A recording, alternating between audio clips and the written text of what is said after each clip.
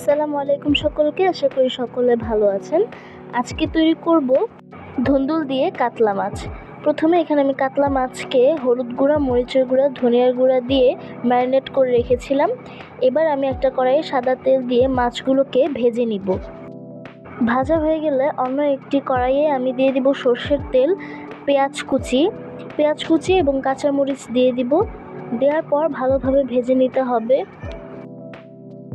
ভেজে নিয়ে দিয়ে দিব রসুন বাটা, আদা বাটা, সামান্য একটু পানি দিয়ে কিছুক্ষণ কষিয়ে দিয়ে দিব হলুদ গুঁড়া, মরিচের গুঁড়া, ধনিয়ার গুঁড়া, স্বাদমতো লবণ, জিরার গুঁড়া।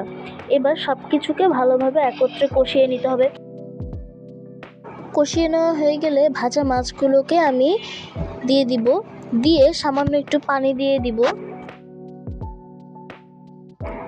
আস্তে আস্তে নেড়ে দিতে হবে, তা না হলে মাছগুলো ভেঙে যেতে পারে।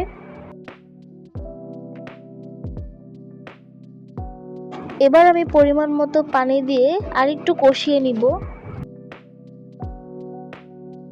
কষানো হয়ে গেলে আমি আস্তে করে মাছগুলোকে উঠিয়ে রেখে দিব এবং সেই সেম ঝোলের মধ্যে দিয়ে দিব কেটে রাখা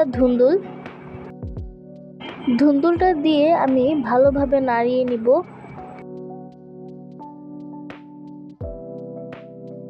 ধুন্দুলটাকে নাড়িয়ে নিয়ে এবার আমি দিয়ে দিব ভেজে রাখা মাছগুলো।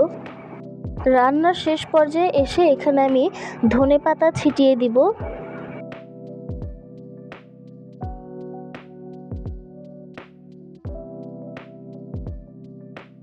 তৈরি হয়ে গেল আমাদের মজাদার ধুন্দুল দিয়ে কাতলা মাছ। আশা করি আজকের ভিডিওটি আপনাদের ভালো লেগেছে। ভালো লেগে থাকলে অবশ্যই লাইক, শেয়ার, কমেন্ট এবং সাবস্ক্রাইব করতে ভুলবেন না। আজ এই পর্যন্তই, দেখা হবে নেক্সট কোনো ভিডিওতে। আল্লাহ হাফেজ।